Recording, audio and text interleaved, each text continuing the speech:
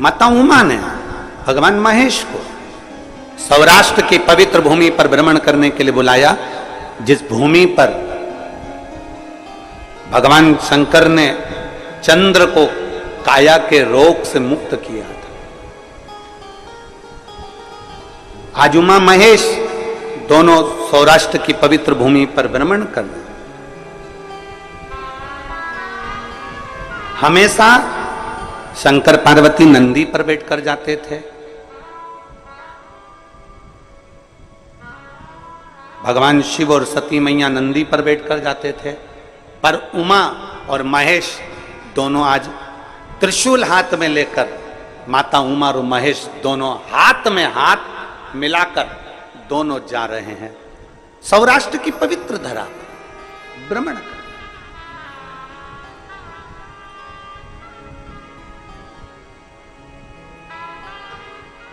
और सौराष्ट्र की पवित्र भूमि पर घूमते घूमते माता उमा ने भगवान महेश से 3 प्रश्न कर लिए।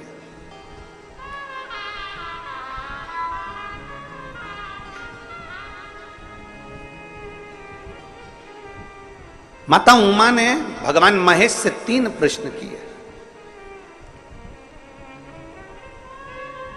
उसमें सबसे पहला प्रश्न था, प्रभु आपके भक्त का सबसे बड़ा लक्षण कौन सा होता है? मां उमा पूछ रही है पहला प्रश्न, आपके भक्त का सबसे पहला लक्षण कौन सा है? शंकर भगवान के शिव भक्त का, शिव की उपासना करने वाले का, शंकर की आराधना करने वाले का, शिव की स्तुति करने वाले का, शंकर के गुणगान करने वाले का, शंकर को 1 लोटा जल चढ़ाने वाले का, शंकर को बेलपत्र चढ़ाने वाले का, शंकर का स्तुति में डूबने वाले का, शंकर की कथा में रमने वाले का, शिव स्तुति में डूबने वाले का, शंकर के शिवालय के दर्शन करने वाले का सबसे श्रेष्ठ लक्षण कौन सा?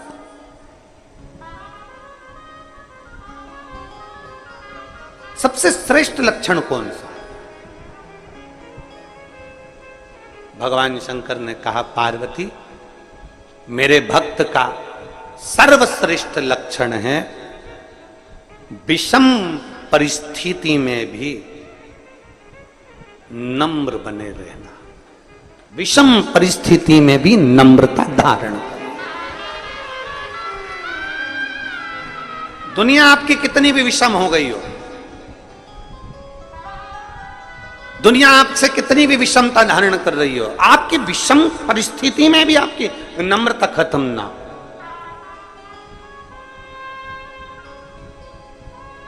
विषम परिस्थिति में नम्रता खत्म। यहां पर रवि कृष्ण शास्त्री जी बैठे हैं, विदिशा वाले। मैं आपको एक चीज के लिए धन्यवाद दूंगा। मैं वहां से जब विदिशा से चलने पर हमने आशीष जी को भी ये बात कही कि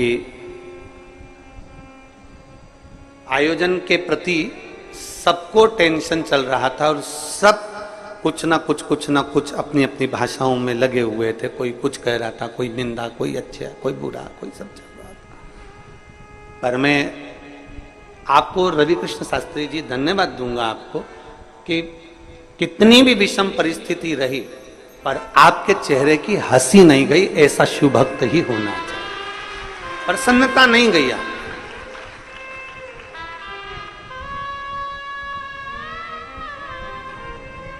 और ये बहुत कम लोगों में देखने को मिलता है महाराज। हम नारी तो बाबा की कृपा से कथाएं चलती रहती है। ये कथा पूर्ण होगी 25 तारीख को भिलाई में, छत्तीसगढ़ में प्रारंभ हो जाएगी 1 बजे से 4 बजे तक। 25 तारीख से 31 तारीख तक कथा चलेगी। फिर उसके बाद में अगली कथा फिर वहीं छत्तीसगढ़ में। पूरा सावन छत्तीसगढ़ वालों का।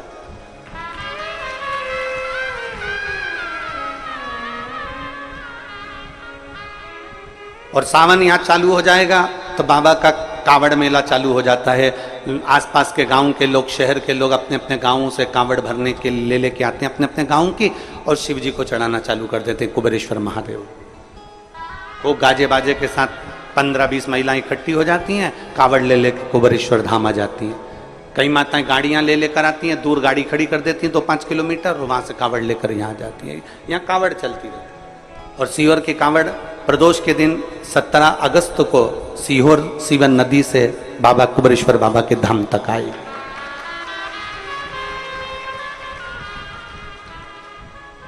ढेर जगह जावे, अनेक जगह जावे, पर ये विषम परिस्थिति में भी जो मुस्कुरा दे, विषम परिस्थिति में भी जो ठंडा है, विषम परिस्थिति में भी जो कूल है, विषम परिस्थिति में भी जो नम्रता का भाव धारण कर ले, तो समझ लेना कि वो शंकर का श्रेष्ठ भक्त हो ही सकता। विषम परिस्थिति, इसकी एक कथा आती है बड़ी सुंदर।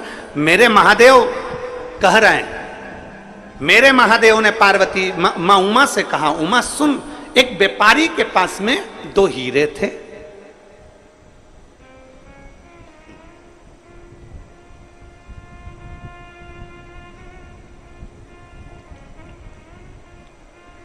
एक व्यापारी के पास में 2 हीरे थे, एक जैसे, सेम, बिल्कुल एक जैसे, और दोनों कीमत वाले, दोनों में कीमत।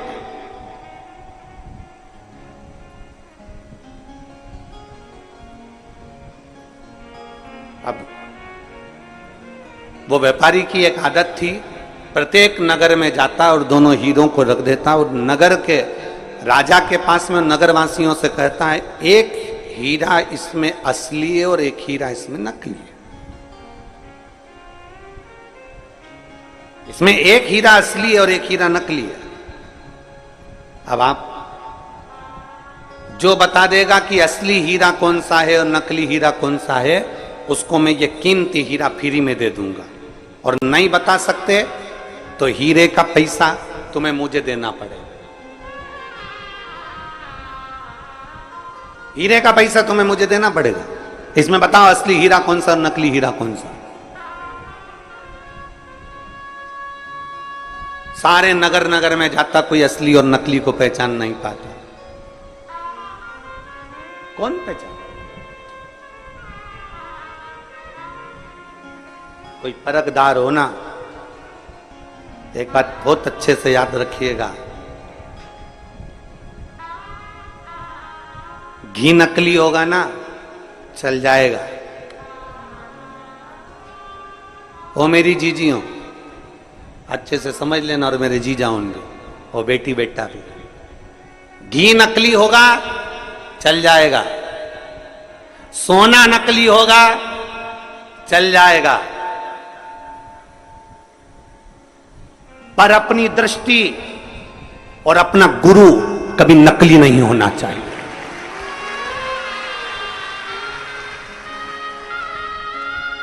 घी नकली है ना, चलेगा। सोना नकली है, चलेगा। बीज नकली है, चलेगा। अन्न नकली है, चलेगा। पर अपनी दृष्टि और अपना गुरु नकली नहीं होना चाहिए। पानी पियो छान और गुरु करो जान। बहुत सोचना समझना, ये नहीं कि 1 साल 2 साल हमने किसी को परख लिया और गुरु कर लिया ना। खूब सोचो, समझो, परखो। सोना नकली चल सकता है, घी नकली चल सकता है, पर गुरु नकली नहीं चल सकता। इसलिए अपनी दृष्टि ऐसी करना कि तुम्हें समझ में आना चाहिए कि गुरु बनाने के लायक है कि नहीं है।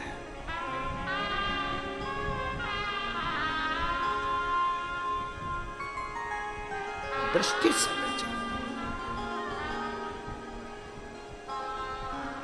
बहुत कठिन है।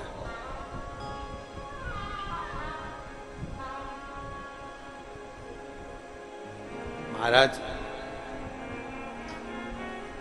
आज के जमाने में असली घी नहीं मिलता,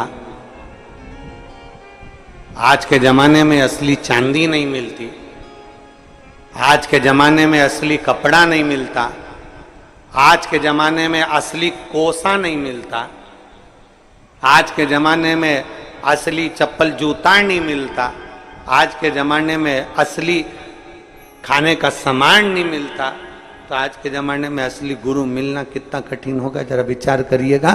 छांटना पड़ेगा, देखना पड़ेगा, रमना पड़ेगा, ना जाने कितनी कितनी दृष्टियों से सोचना पड़ेगा, तब मिलेगा।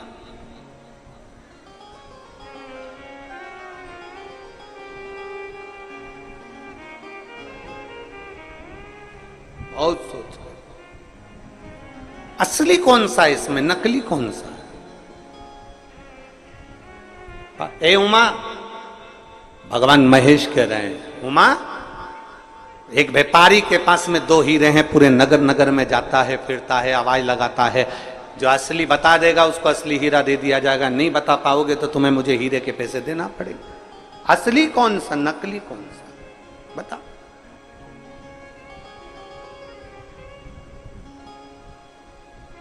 हमारे मालवा के संत श्री पंडित श्री कमल किशोर जी नागर जी महाराज अपनी भाषा में कहते हैं, हीरा को परखइयो राम कोई, हीरा को परखदार कोई नहीं है संसार। कौन परखेगा?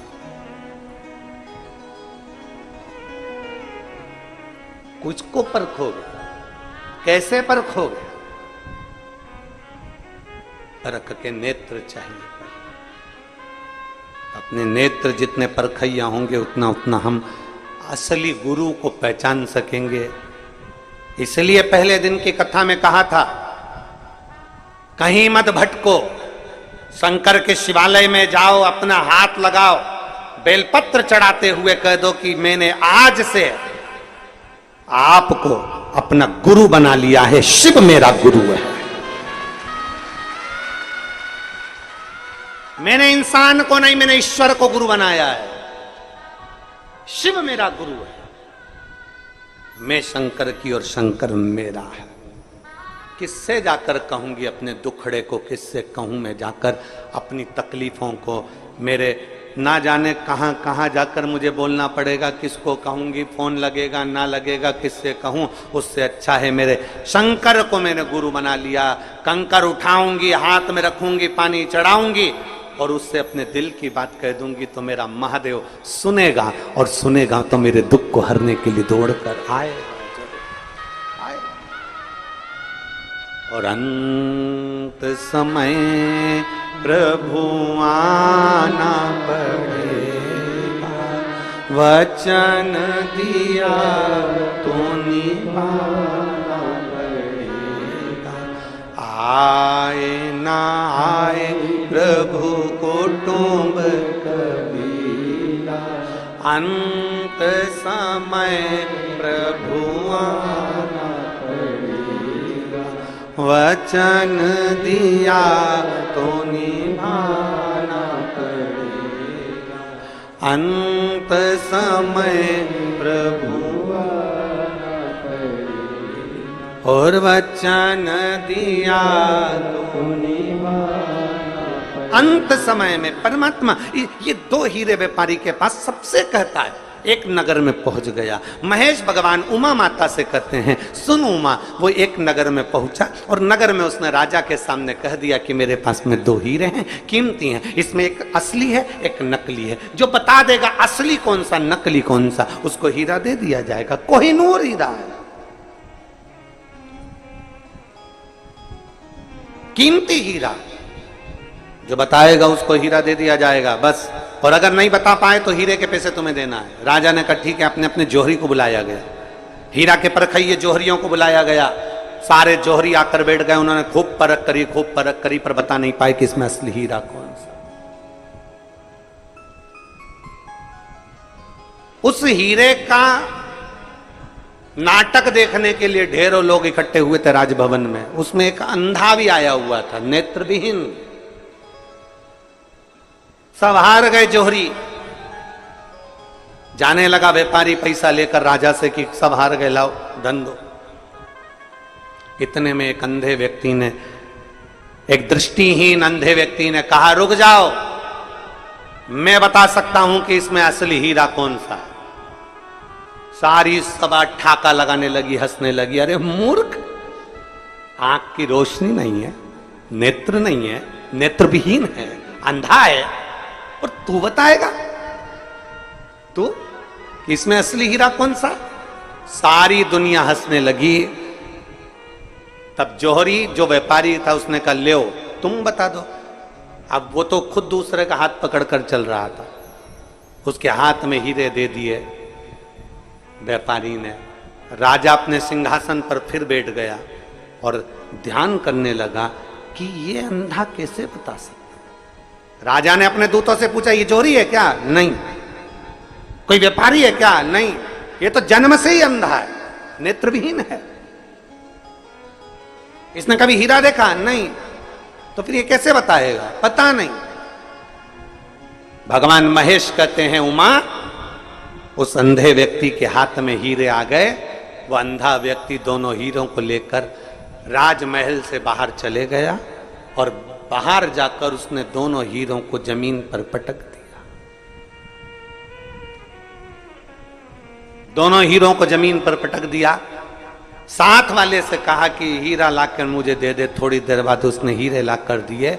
उसने दोनों हीरों को हाथ में लिया और हाथ में लेते से ही उस अंधे व्यक्ति ने कह दिया, ये हीरा असली है और ये हीरा नकली है। ये हीरा असली है और ये हीरा नकली है। उस व्यापारी ने अंधे व्यक्ति से पूछा, तुम कैसे कह सकते हो कि ये हीरा असली है और ये नकली है? तो उस अंधे व्यक्ति ने कहा, मैंने दोनों हीरे रोड पर फेंक दिए, जमीन पर फेंक दिए। इसमें से जो कांच था वो गर्मी से तपकर गर्म हो गया था और जो असली हीरा था वो ठंडा की ठंडा रह गया था।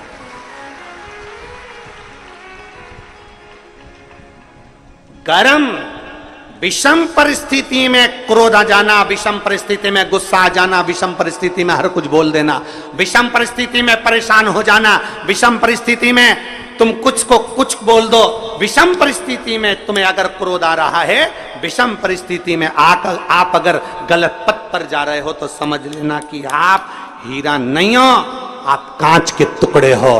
हीरा विषम परिस्थिति में भी ठंडा रहता है। हीरा विषम परिस्थिति में भी ठंडा। कितनी भी धूप पड़ जाए, कितनी भी गर्मी आ जाए, जो असली हीरा अगर कोई माँ पहनती हो, असली हीरा कोई भाई पहनता हो, अगर कितनी भी गर्मी पड़ जाए, कितनी भी धूप पड़ जाए, असली हीरा गर्म ही नहीं होता। असली हीरा ठंडा की ठंडा ही रहेगा, कूल की कूल रहेगा।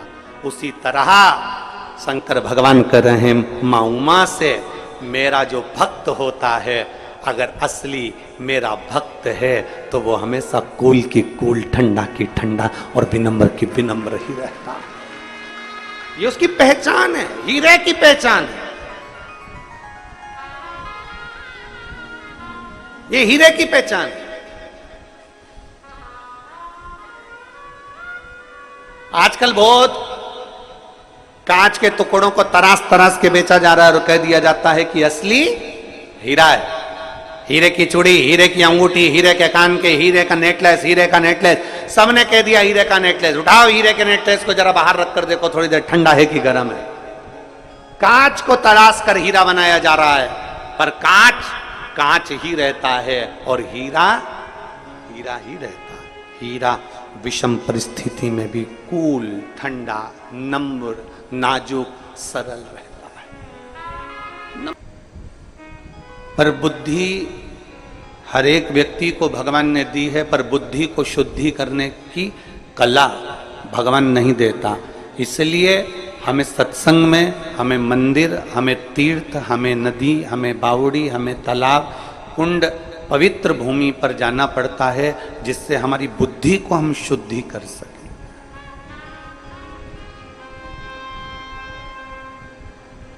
बुद्ध बनने के लिए पहले हमें शुद्ध बनना पड़े। बुद्ध बनने के लिए पहले हमें अपनी शुद्धता को धारण करना पड़े। अब हम विचार तो करते हैं कि हम में बुद्धि है, हम में बुद्धि है, पर शिव कथा कहती है पहले आपके अंदर मन की कितनी शुद्धता है, हमारा मन कितना शुद्ध है।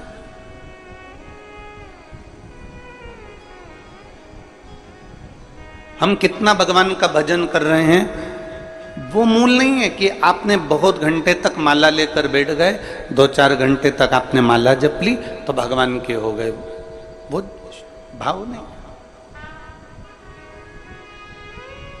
आप मत पकड़ो माला, मत पकड़ो।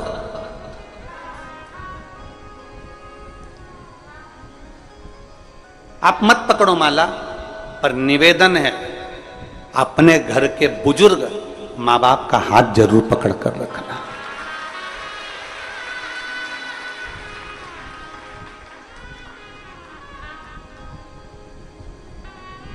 आप माला नहीं पकड़ सकते, मत पकड़ो, पर अपने घर के बुजुर्गों का, अपने घर के माता पिता का हाथ बुढ़ापे में जरूर पकड़ कर रखना। आप आसन लगाकर नहीं बैठ सकते घंटों तक, आप आसन लगाकर साधना नहीं कर सकते घंटों तक, मत करो। पर जब अपने माँ बाप बुजुर्ग हो जाएं तो उनके चरणों में अपनी ड्यूटी से आने के बाद, नौकरी से आने के बाद, दुकान से आने के बाद कम से कम 5 मिनट उनके पास बैठो, तो वो आसन लगाकर जो पुण्य मिलेगा वो पुण्य माँ बाप के चरणों में मिल जाए।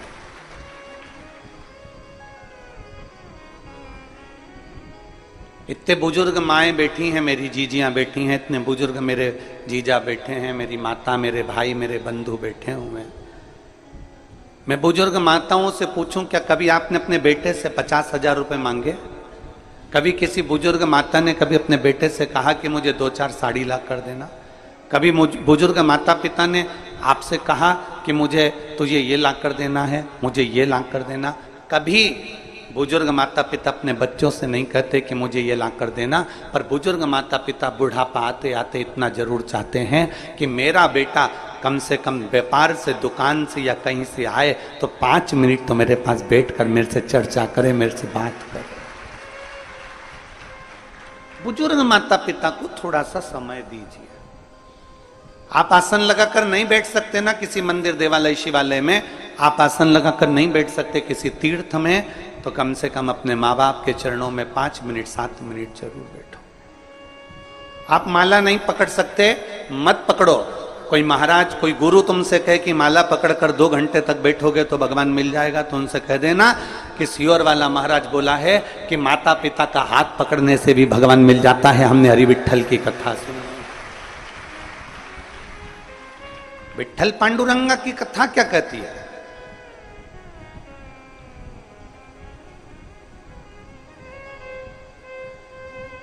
पौंडलिक जिसने प्रवचन में सुन लिया था कि माता पिता की सेवा करने से हरि विठल प्रसन्न हो जाता है, भगवान नारायण प्रसन्न हो जाता है, बस उसने सेवा करना प्रारंभ कर दिया और भगवान उसको दर्शन देने के लिए पहुंचे। उसकी गली में इतना कीचड़ था, नारायण दरवाजा बजाए, उसने पूछा कौन है? वो कहते हैं मैं नारायण हूं।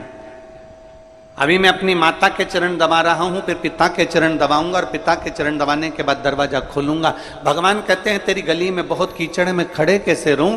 तो पौंडलिक ने खटिया के नीचे से एक ईंट उठाकर बाहर फेंक दी और भगवान से कह दिया कि इस पे खड़े हो जाओ। भगवान दोनों हाथ कमर पर रखकर उस पौंडलिक के लिए भगवान दरवाजे पर खड़े रहे।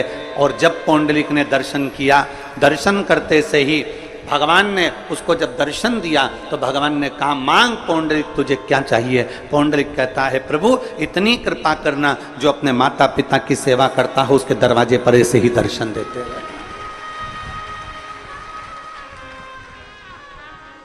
ये घोर कलयुग का क्रम चल रहा है।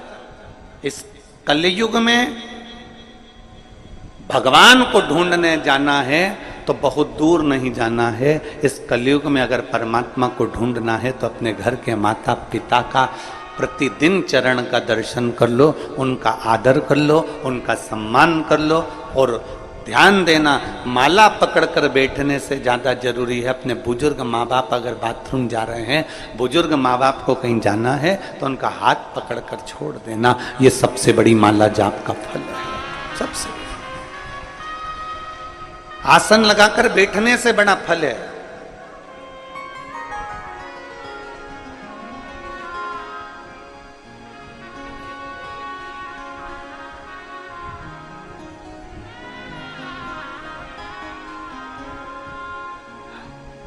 आप में से कई लोग तो हमको जानते हैं, हमारे सीहोर में मकान में आप जाएंगे तो उसमें एक हॉल है और नीचे 2 कमरे हैं और 2 कमरे ऊपर।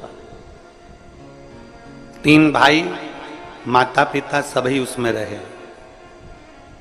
पिताजी थे तभी भी और माता जी हैं तभी भी। हम तीनों भाई का एक नियम है कि जब भी कहीं से आते हैं तो माता के पास में, पिता के पास, जब पिताजी थे तो माता पिता के पास में, अब माता जी तो माता जी के पास कम से कम आधा से 1 घंटा तीनों भाई बैठकर भगवत भजन करते, चर्चा करते।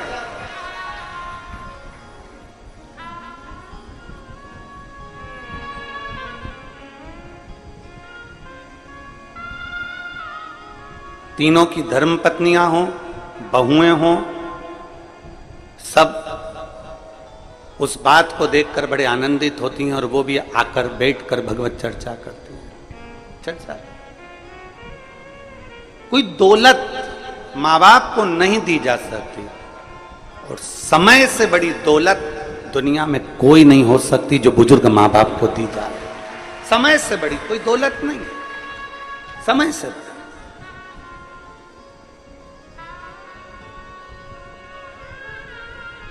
कोई कह दे तुमसे कि माला पकड़ लो तो कह देना भैया हमने माँ बाप का हाथ पकड़ रखा है। कोई कह दे कि तुम आसन लगाकर बैठ जाओ, किसी तीर्थ में जाओ, कहीं बैठ जाओ आसन लगाकर, घंटों तक जप करना, अनुष्ठान करना, भगवान मिल जाएगा, उससे कह देना हमने सुना है शिव महापुराण में कि माँ बाप के चरणों में थोड़ी देर बैठ जाओ तो 1 घंटा क्या 50 घंटा क्या जीवन भर के आसन लगाने का पुण्य फल प्राप्त हो जाता है।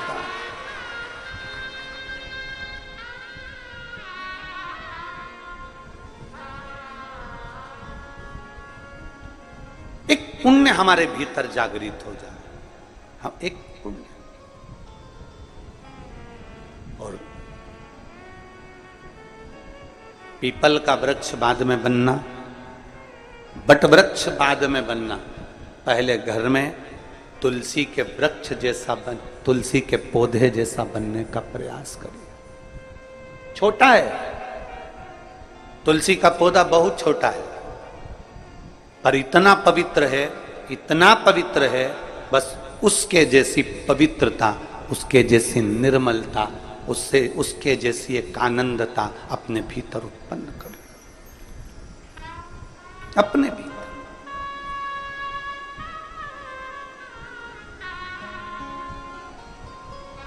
एक छोटे से छोटे बच्चे को भी यह ज्ञात होता है कि भगवान के स्नान का जल काय में डालना है। आप अपने छोटे से बच्चे को बुलाओ, ए ललुआ इधर आ। अब ललुआ को बुलाया और उसके हाथ में भगवान का घर में स्नान कराया। गणेश जी, लड्डू गोपाल सब बैठे थे, सबको एक थाली में, एक बर्तन में, एक तारबान में बिठाकर तुमने नहला दिया। नहलाया हुआ पानी अपने बच्चे को दे दिया, छोटे से को, और कह दिया ले डालिया। तुमने ये नहीं बोला उस बच्चे को कि इसको कहां डालकर, तुमने उस बच्चे को यह नहीं कहा कि इसको कहां ले जाकर छोड़ना, बस तुमने भगवान का नहलाया हुआ पानी दिया, स्नान का जल दिया, और वो बच्चा उस स्नान के जल को लेकर सीधे तुलसी जी में पहुंचता है, सीधे पौधे में पहुंचता है और तुलसी जी में ले जाकर डाल देता है। अब उसी बच्चे को तुम कपड़े धोने का पानी दे दो, उसी बच्चे को कपड़े धुले हुए पानी दे दो, बर्तन धोया हुआ पानी दे दो, पोछा लगाया हुआ पानी दे दो, और उस बच्चे कहना ललुआ इधर आ। ललुआ आया, हाँ माँ ये ले पानी डाल कर जा। वो बच्चा तुलसी के पौधे में डालेगा क्या? जम के तो बोलो जरा, नहीं। पौधे में डालेगा नहीं, वो बच्चा उस पानी को अपने घर के बाहर पटक देगा, ओटले पर डाल देगा, सफाई में उसको प्रयोग ले लेगा।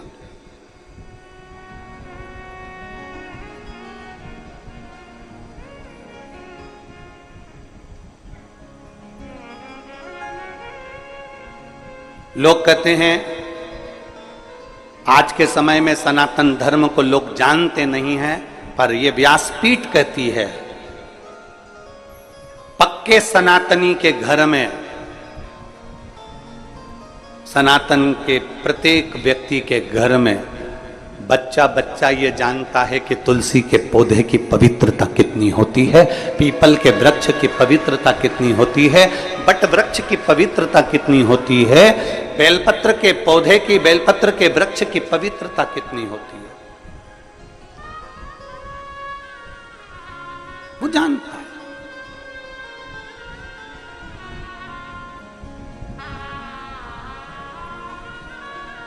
बस अपने धर्म को, अपने सनातन धर्म को, अपनी भक्ति को अंदर की ओर उतारना।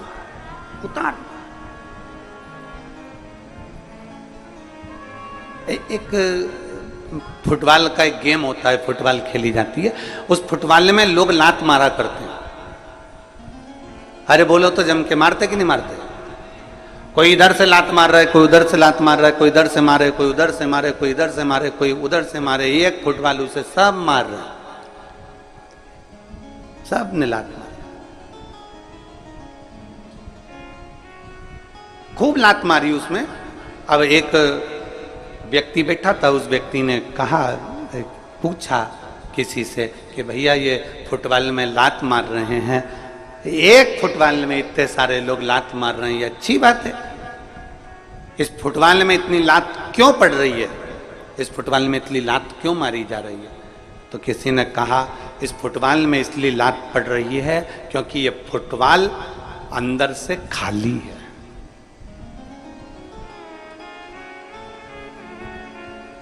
ये फुटबॉल अंदर से खाली है। अगर इस फुटबॉल में सीमेंट भर दी जाती, पत्थर भर दिया जाता, इस फुटबॉल को अंदर से रेत से भर दिया जाता, तो किसी के बाप में दम होती जो लात मार देता। अरे बोलो तो जम के। फुटबॉल अंदर से खाली है तो उसको लात मारी जा रही है। फुटबॉल अंदर से खाली है इसलिए कोई इधर से लात मार रहा है, कोई उधर से लात मार रहा है, कोई इधर से लात मार रहा है, कोई उधर से लात मार रहा है। फुटबॉल में रेत भर दो, फुटबॉल में पत्थर भर दो, फुटबॉल में अगर थोड़ी मिट्टी भर दो, फुटबॉल में अगर कुछ भर दिया होता, सीमेंट आदि का आदि भर दिया होता, घोल भर दिया होता, उसमें वजन हो जाता, तो किसी में दम नहीं थी कि फुटबॉल में लात मार देते, लात टूट जाती पर वो फुटबॉल उचकती नहीं। खाली थी अंदर से इसलिए लात मारी जा रही थी, खाली थी अंदर से इसलिए उसको यहां से वहां लुढ़काया जा रहा था। उसी तरह शिव महापुराण की कथा कहती है फुटबॉल अंदर से पोली है, केवल ऊपर से उसमें कवर है, इसलिए लात पड़ रही है। उसी तरह आज के जमाने में लोग कहते हैं हम सनातनी, हम सनातनी, हम सनातनी, हम सनातनी, सनातन धर्म का केवल ऊपर से दिखावा करते हैं, इसलिए दुनिया के लोग हमारे मंदिरों को तोड़ देते हैं, कहीं लात मार देते हैं, कहीं कुछ कर देते हैं। जिस दिन सनातन धर्म तुम्हारे अंदर से मजबूत हो गया, किसी के बाप में दम नहीं कि कोई मंदिर और देवालय और तीर्थ को देख ले। सनातन धर्म अंदर से मजबूत होना चाहिए। हम सनातन धर्म को ऊपर से मजबूत कर रहे हैं। हमने तिलक लगा लिया, सोचा सनातन धर्म मजबूत हो गया। हमने धोती पहन ली, लग गया कि सनातन धर्म मजबूत हो गया। हमने तुरंत कुछ ना कुछ श्रृंगार करा, लगा सनातन धर्म मजबूत हो गया। हम मंदिर जाने लगे, सोचा सनातन धर्म मजबूत हो गया। नहीं, सनातन धर्म को भीतर से मजबूत करना पड़ेगा। अगर फुटबॉल अंदर से मजबूत होती तो किसी की दम नहीं थी कि कोई लात मार देता। सनातन धर्म अगर अंदर से अपने भीतर, अपने दिल में, अपने हृदय में जब तुम मजबूत कर लोगे, किसी की सामर्थ्यता नहीं कि तुम्हारे देवालय शिवालय और तुम्हारे तीर्थ को कोई देख लेगा। अपने भीतर से मजबूत करिए। और मैंने तेरे ही भरोसे बाबा, तेरे ही भरोसे हवा विच उड़ती जावांगी बाबा, डोर में कट्टी जावांगी भोले, मैं तेरी शंभो में तेरी हवा बिच उड़ती जावांगी बाबा, डोर हंतो छड़ी में कटी जावांगी। हम अंदर से मजबूत नहीं हो पा रहे। दूसरे धर्म के लोग अंदर से मजबूत हो गए और अंदर से मजबूत हो गए, इसलिए उनके धर्म पर कोई उंगली नहीं उठा पाता, उसमें कोई लात नहीं मार पाता। हम ऊपर से मजबूत दिखते हैं, अंदर से पोले होते हैं, अंदर से।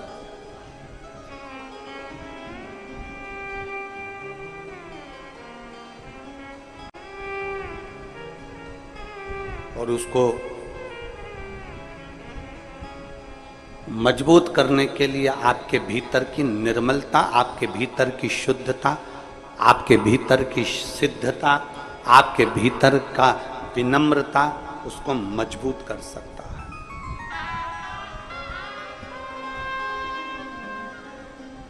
भीतर की नहीं।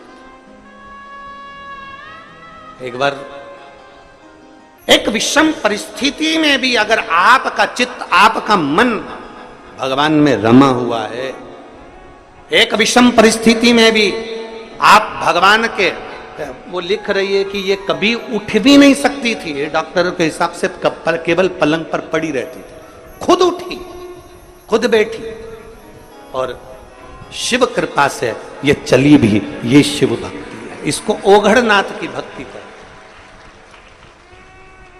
जो 19, 20, 21, 22 तक भी जो ना चल पाई हो और डॉक्टर के हिसाब से पलंग पर केवल पड़ी रहना है, ना चलेगी, ना बैठेगी, ना हाथ पांव न सुन सकेगी, ना बोल सकेगी, ना देख सकेगी, और शिव की भक्ति जब हमने दिल से करी है तो वो शंकर भी दिल से देता जरूर है, उसके दरवाजे से कोई खाली जाता है, कौन खाली जाता, और खाली ना जाता कोई दर से तुम्हारे।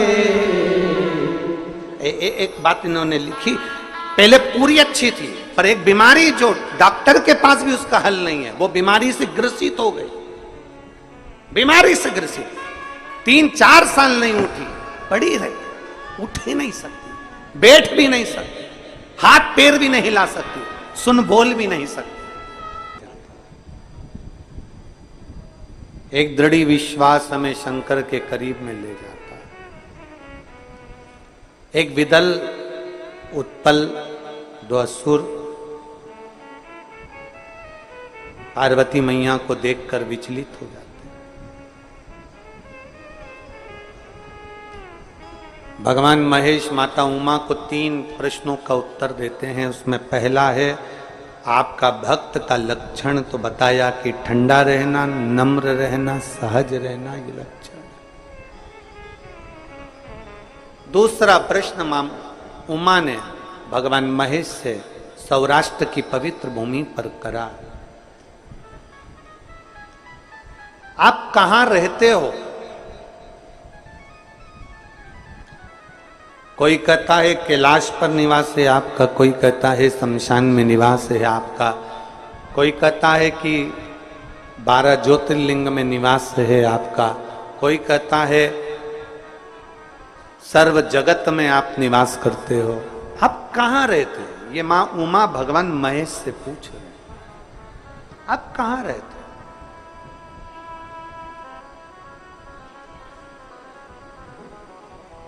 कोई तुमसे पूछ ले कि भगवान शिव कहां रहते, कोई आपसे कह दे कि भगवान कहां निवास करते। शिव महापुराण की कथा में भगवान शंकर मां उमा से कहते हैं, उमा,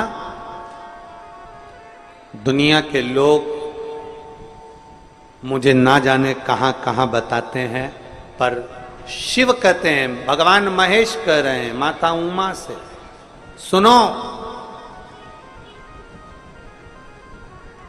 भगवान महेश कह रहे हैं, उमा, मैं कहां रहता हूं ये संसार के लोगों से कहना चाहता हूं कि मैं अपने भक्त के दिल में सदा निवास करता हूं, सदा निवास। इसलिए निवेदन है आप सबसे, रिटर्न बढ़ा, आप सबसे निवेदन है, सब कुछ करो पर किसी का दिल मत दुखाओ, क्योंकि उस दिल में शिव बसा, उस हृदय में शंकर बसा।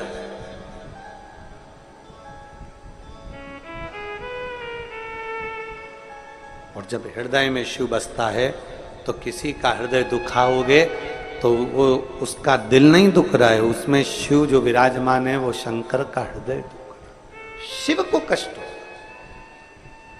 शिव महापुराण में सीख कर जाओ। चल रहे हो, जा रहे हो, भीड़ में हो, मंदिर में हो, किसी को भी अपने द्वारा धक्का ना लगे, एक ठोकर अपने कारण किसी को ना लगे, किसी को एक हाथ का टुल्ला भी नहीं लगना चाहिए, किसी को अपने द्वारा धक्का भी नहीं लगना चाहिए। कितनी बड़ी बात शिव महापुराण में लिखी है कि पार्वती, संसार में रहने वाला मनुष्य यदि मेरे शिवालय तक जाकर एक लोटा जल नहीं चढ़ा सकता, शिवालय में नहीं पहुंच सकता, भगवान के मंदिर में नहीं पहुंच सकता, पार्वती अगर वो मेरे मंदिर में भी ना गया हो तो पार्वती अगर कोई शिव महापुराण की कथा सुन कर आ रहा हो, उसके मुख का भी अगर कोई दर्शन कर लेता है तो उसकी कत्तर पीढ़ी पार हो जाती है। मात्र उसके चेहरे का दर्शन कर लेने से भी यज्ञ का फल प्राप्त हो जाता, पुण्य फल प्राप्त हो जाता। केवल एक अगर कोई शिव महापुराण की यहां तक शिव पुराण, आप लोग, आपसे तो निवेदन है हमारा, बार बार हम कहते हैं गीता प्रेस गोरखपुर की शिव पुराण लेकर आओ, हिंदी की घर में पढ़ो। आप उसमें पढ़ेंगे ना तो विद्येश्वर संहिता के अंतर्गत वर्णन मिलेगा आपको कि अगर कोई शिव पुराण की कथा सुनकर जहां से निकल कर जाता है, शिव पुराण की कथा सुनकर व्यक्ति जहां से निकल कर जाता है, उस रास्ते में अगर कोई जीव आत्मा, किसी का एक्सीडेंट हो गया, कोई मर गया, कोई गड़ गया, कोई चले गया, कोई किसी भी तरह का दुखी व्यक्ति है और आप शिव पुराण की कथा सुनकर जा रहे हो, आपके मात्र चेहरे का दर्शन कर लेता ही, या आपसे, आपके शरीर से टच होकर कोई हवा, कोई वायु अगर स्पर्श कर कर भी निकल कर उस जीव को पड़ जाती है तो उसका भी उद्धार हो जाता है, उसका भी उद्धार। कितना सुंदर। तो यहां शास्त्र कर है, किसी को टलना ना लगे, किसी को ठोकर ना लगे। हम तो कई बार आप लोगों से कहते हैं कथा सुनने बैठे हो ना, पीछे वालों से निवेदन है, आपको अगर आगे बैठने का शौक है तो आप 2-3 घंटे पहले आकर अपनी जगह संभालो। आपको आगे आके बैठने का शौक है ना, 2-3 घंटे पहले आप आकर जगह संभालो। ये 1-2-3 पंडाल भरे पड़े हैं, पीछे लोग खड़े हुए हैं, कोई पेड़ों के नीचे बैठा हुआ है, कहीं गाड़ियों के अंदर बैठ कर लोग कथा सुन रहे हैं। ये जरा पूछो इनसे कितना पहले से आवाज क्या किया, कितना पहले से व्यवस्था संभालते हैं, कितनी पहले से जगह संभाल कर बैठते हैं। विचार करिए। आपको कथा अगर लेट आए हो, देरी से आए हो, बहुत लेट आए हो, पीछे जहां जगह मिल जाए वहां बैठ जाओ। अपने पांव के द्वारा, अपने द्वारा किसी को ठोकर भी ना लगे, क्योंकि तुझ में रब बसता है, यारा मैं क्या करूं, तुझ में शिव बैठा हुआ, शिव। किसी को ठोकर ना लगे। मंदिर में गए हो जल चढ़ाने के लिए, कुबेरेश्वर बाबा की धरा पर पहुंचे हो जल चढ़ाने के लिए, भीड़ है, थोड़ा पीछे से आराम से। ज्यादा भीड़ है, आवाज लगाते लगाते जाओ, बोल बम का नारा है, हर हर सारी समस्या का हल। कोई लेट बनता है, कोई जल्दी बनता है, शिव को जल चढ़ाने वाला सेठ जरूर बनता है। बोलते बोलते जाओ, जरा आवाज लगाते लगाते लोग थोड़ा रास्ता दे देंगे। किसी को टुल्ला नहीं मारना, किसी को धक्का नहीं देना, किसी को कष्ट नहीं देना, बड़े प्रेम से भगवान की भक्ति को धारण करना है, भगवान की भक्ति को अपने भीतर उतारना। भगवान देवाधिदेव महादेव की भक्ति को धारण करना। कोई अगर मान लो अगर रास्ते में कोई बुजुर्ग है, कोई तकलीफ में, तो उसको भी उठा लेना है महाराज। उसको एक भरोसा अपने भीतर हो तो परमात्मा क्यों ना मिले। माता उमा भगवान महेश से कह रही हैं, प्रभु आप कहां रहते हो, आप कहां रहते हो। आप किस जगह पर रहते हो? भगवान महेश ने कहा, उमा मैं अपने भक्त के, जम के बोलो जरा, जम के, हृदय में रहता हूं, दिल में रहता हूं। आप कहां रहते हो? मैं अपने भक्त के दिल में, अपने भक्त के हृदय में रहता हूं, अपने भक्त के दिल में। अब जरा तुम्हारे जैसा भक्त नहीं चाहिए हो कि तुरंत 160 उठ के खड़े हो गए।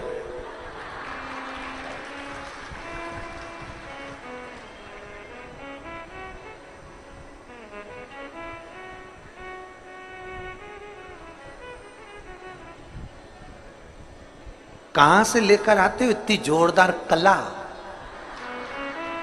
इतनी जोरदार?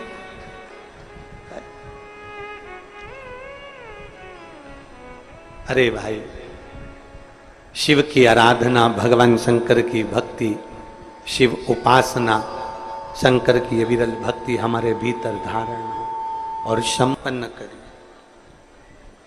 तीसरा प्रश्न किया है मां उमा ने भगवान महेश से, तीसरा प्रश्न। और तीसरा प्रश्न कर कर कहा, प्रभु मेरा अगला प्रश्न आपसे है, तीसरा, 3 प्रश्नों का क्रम था, तीसरा प्रश्न किया, बाबा हे भगवान शिव, आपको पाने के लिए, आपको प्राप्त करने के लिए कहां जाया जाए, किस स्थान पर जाया जाए, किस भूमि पर जाया जाए, कहां? कलकत्ता में एक बात कही थी, आप लोगों ने सुनी होगी, एक लोटा जल कहीं पे भी चढ़ाते जाओ, वहां पर भी बीज अंकुरित हो जाता है। कुछ डालो मत डालो, अपने आप दूबा लग जाएगी, पौधा लग जाएगा, अपने आप कोई ना कोई बीज उत्पन्न हो जाएगा, अपने आप वहां पर कोई पौधा आ जाएगा। आपको पाने के लिए कहां जाना पड़ता है? भगवान देवाधिदेव महादेव ने कहा, मुझे पाने के लिए कहीं जाने की जरूरत नहीं है, निर्मल मन सो मोहि पावा। बस अपने भीतर, जिस दिन तेरा हृदय के अंदर तूने झांक लिया, तेरे भीतर तूने झांक लिया, वो कहते हैं ना, एक उंगली हम किसी पर उठाते हैं तो ये 3 उंगलियां हमारी ओर जाती है। हम एक उंगली अगर किसी पर उठाए हैं तो ये 3 उंगलियां हमारी ओर आ रही, 3 उंगली। उसमें एक गलती है, अपने में 3 है, हमें किसी पर उंगली नहीं उठाना। वो कहते हैं ना, एक घर में एक मेहमान आ गए, मेहमान आए तो उन्होंने दरवाजा बजाया, दरवाजा बजा, घंटी बेल बजा के दरवाजा बजा के अंदर प्रवेश किया। कौन है? पत्नी ने आवाज लगाया, मैं रामू। अच्छा, कौन? अरे आपके पति का दोस्त। अच्छा, दरवाजा खोला, अंदर आ। उसकी वाइफ भी साथ में थी, पत्नी भी थी, बच्चे भी थे। दरवाजा खोला, उन्होंने सोफे पर बिठाया, बैठो, और फिर पत्नी ने अपने बच्चों को आवाज लगाया, सुनते हैं? ए बाबा, ए बाबू, इधर आओ जरा। बच्चा दौड़ कर आया, हाँ मम्मी, जा तेरे पापा को जाकर सूचना दे, उनके दोस्त आए। देख क्या पापा कहां है, जरा बोल कर। बच्चा दौड़ा,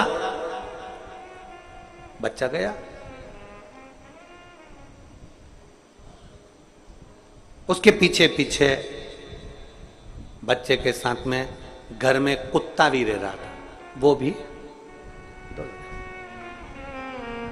अब दोनों पापा को सूचना कर दी है, दोनों आ गए। कौन कौन आ गए? वो बच्चा भी, जम के बोलो, जम के तो बोलो, कुत्ता, दोनों आ गए। अब बच्चा आया तो बड़े आराम से अंकल से बात कर रहा, और कुत्ता आया ना तो वो तो बहुत हाँप रहा। कुत्ता ऐसा हाँप रहा, ऐसा हाँप रहा, ऐसा हाँप रहा, उसकी तो जीवान निकाल के हाँपड़ी भराई चले, भराई चले, भराई चले। अंकल ने पूछा, तुम दोनों आ रहे थे, तू हाँप नहीं रहा बेटा, और ये कुत्ता इतना क्यों हाँप रहा है? तो बच्चा बोला, अंकल मैं सीधे सीधे रास्ते आ गया, ये कुत्ता जितने पीछे पड़ रहे थे ना, उनसे भौंक भौंक के, उनसे मुंह मिला मिला कर, चिल्ला चिल्ला कर, तब जाकर यहां पहुंचा है। निवेदन है, सीधे चलो, हाप नहीं भराएगी। कुत्ते जैसे मत बनो, जो मिल जाए उसी के पीछे पड़ गए, भौंकना चालू। यहां भौंक लिए, वहां भौंक लिए, वहां भौंक लिए, वहां भौंक लिए, वहां भौंक लिए। कई पड़े ऐसे, कई पड़े जो दिन भर बैठे बैठे केवल दूसरों को भौंकते ही रहते, भौंको भौंको भौंको भौंको। सीधे चलिए, सीधे। आराम से चलोगे तो आराम से सोफे पर बैठकर अंकल से बात करोगे, और वो अंकल है मेरा देवाधिदेव महादेव। आराम से बात करोगे, हापड़ी नहीं भराएगी, वरना हाँपते रहोगे, क्योंकि भोगते रहे हो, नहीं भोगना। सबसे मन को, बुद्धि को, चित्त को केंद्रित कर कर अपने इष्ट, अपने देव राम को भजो तो राम को, कृष्ण को भजो तो कृष्ण को, शिव को भजो तो शिव को, दत्त को भजो तो दत्त को, पंडरीनाथ को भजो तो पंडरीनाथ को। अपने चित्त को शांत भाव से परमात्मा में जोड़िए। जगत कितना भी कहता रहे, हमें किसी पर कुछ नहीं बोलना, ना हमें भोंकना, हमें तो भक्ति में इतने लीन हो जाना है कि हमारा शंभू हमारे सामने आ जाए। उसे लेकर अपने लिए आए। फालतू अटाला तो उठाकर नहीं लाए हो, अरे बोलो तो जम के, फालतू चीजें तो लेकर नहीं आए हो। जो अच्छा है, काम का है, अपने काम का है, घर के काम का है, उसको हम बाजार से लेकर आए। बाजार में तो ढेरों चीज मिल रही है, पर अपने काम की चीज लीजिए। उसी तरह आज के जमाने में जब टीवी खोलो तब कोई ना कोई मिल जाएगा, जब मोबाइल खोलो तब कोई ना कोई मिल जाएगा। पूरा बाजार भरा पड़ा है, पर निवेदन है, कथा में भी जाओ तो फालतू चीज लेकर मत जाओ। आओ कथा में जाओ तो श्री शिवाय नमस्तुभ्यम लेकर अपने घर की ओर जाओ, जो हमारे काम का, हमारे काम का है। अब कथा में तो बहुत सी चीजें मिलती है, कोई ने टल्ला लगा दिया, कोई ने पांव मार दिया, कोई ने पानी ढोल दिया, कोई ने कुछ कर दिया, कोई ने पांव मार दिया, कोई ने कुछ कर दिया, कोई ने कुछ कह दिया। ढेरों चीज मिलेगी, हमें वो लेकर नहीं जाना। हमें कथा में आए हैं, बाजार आए हैं, तो काम का सामान लेकर जाना, अच्छा लेकर जाना। उसी तरह कथा में आना तो जिससे हमारा कल्याण हो सके, जिससे हमारा उद्धार हो सके, जिससे हमारी मुक्ति हो सके, जिससे हमें शिव मिल सके, ऐसा कुछ अपनी जिंदगी में लेकर जाना जिससे परमात्मा से संबंध जोड़ सके, कुछ अच्छा।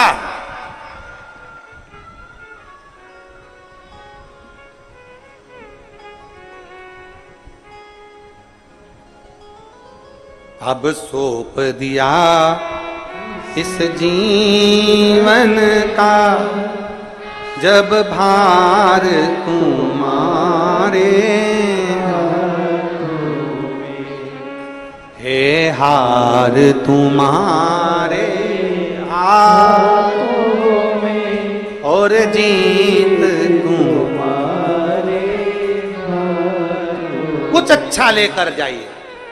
मंदिर जाओ, एक लोटा जल चढ़ाने जाओ तो मंदिर से भी कुछ अच्छा लेकर, मंदिर से भी हमें गलत लेकर नहीं आना। कोई कितना भी बुराई करे, हमें मंदिर से बुराई लेकर नहीं आना। कोई कितना भी अपशब्द कहे, हमें मंदिर से अपशब्द लेकर नहीं आना।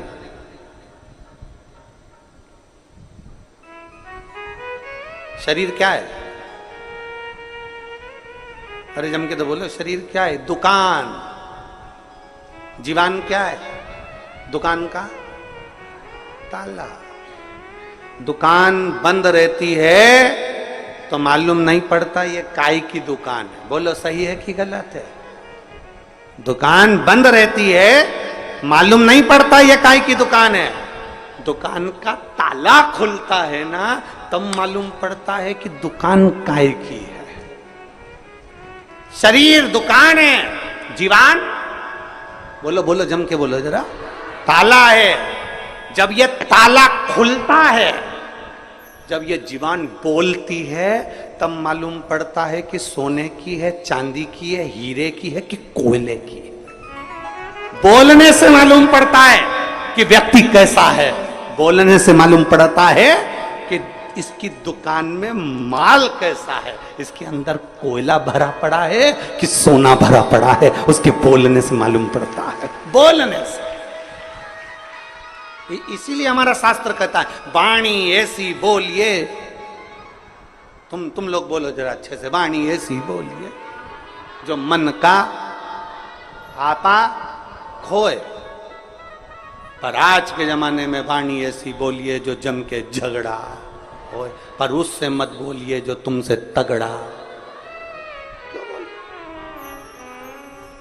ये जीवान हमारा ताला है, खुलता है, मालूम पड़ता है कैसा है।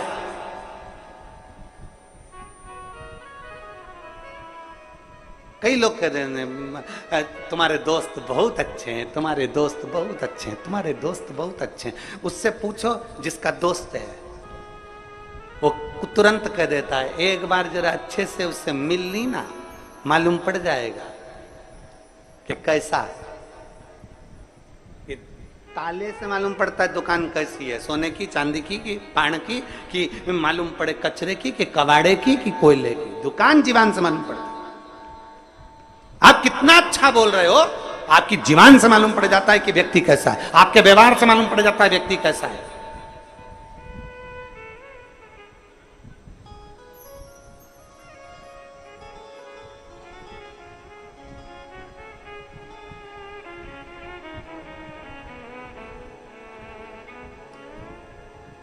आपकी जीवान बता देगी कि आप वाणी ऐसी बोलिए। और निवेदन है आप सबसे, जितने शिव महापुराण की कथा को आस्था चैनल के माध्यम से सुन रहे हैं, जितने फेसबुक यूट्यूब पर श्रवण कर रहे हैं, जितने विठले सेवा समिति के पेज पर कथा को सुन रहे हैं, जितने पूरे विश्व में बैठकर जहां जहां बैठकर कथा को सुन रहे हैं, उनसे निवेदन है इस जीवान का प्रयोग श्रेष्ठता में करिए।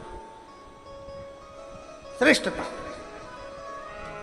अगर नहीं फालतू बात, अगर तुमको ऐसा लग रहा है कि बहुत जीवान फालतू बात बोल रही है, तो तुरंत उसी समय पर चुप हो जाओ, मौन होकर अपनी दुकान में ताला लगा लो और चुप बैठकर श्री शिवाय नमस्तु, श्री शिवाय, श्री शिवाय, श्री शिवाय। राम सीताराम, राम नाम, कृष्ण नाम, शिव नाम जिह्वा से उच्चारण करना प्रारंभ। बिदल उत्पल असुर हैं, पार्वती मैया को देखा और देखते से उन्होंने पहला शब्द बोला, जो ये शरीर की दुकान ताले से मालूम पड़ती है, उन्होंने पहला शब्द कह दिया। पार्वती जी को नहीं मालूम कि ये असुर हैं, पार्वती जी को नहीं मालूम कि ये राक्षस हैं, पार्वती जी को नहीं मालूम कि असुर प्रवृत्ति के हैं। पार्वती जी ने तो जीवान से पहचान लिया, जिह्वा से। पार्वती जी जिह्वा से पहचान, जीवान से, जिह्वा से पहचानी मां। जैसे ही बिदल और उत्पल ने कहा कितनी सुंदर स्त्री है, इसको तो हम अपना बनाएंगे, पार्वती जी समझ गईं कि इसकी बुद्धि में कहीं ना कहीं अहम भरा पड़ा है, इसकी बुद्धि में कहीं ना कहीं अहंकार भरा पड़ा है, इसकी बुद्धि चित्त में कहीं ना कहीं बहुत काम और वासना भरी पड़ी हुई है इसकी बुद्धि में। एक पत्र विश्वास अपने भीतर जड़ी होगा, शिव तत्व की प्राप्ति हो, दृढ़ता।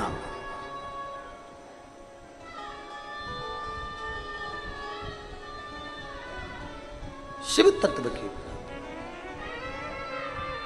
बिदल उत्पल को वाणी से माता पार्वती जी ने पहचान लिया, इनकी शब्द से, इनकी वाणी से। क्रोध आ गया मां जगत जननी जगदम्बा दुर्गा भवानी को, क्रोध। और जो माता को क्रोध आया, जैसे ही मां क्रोधित हो,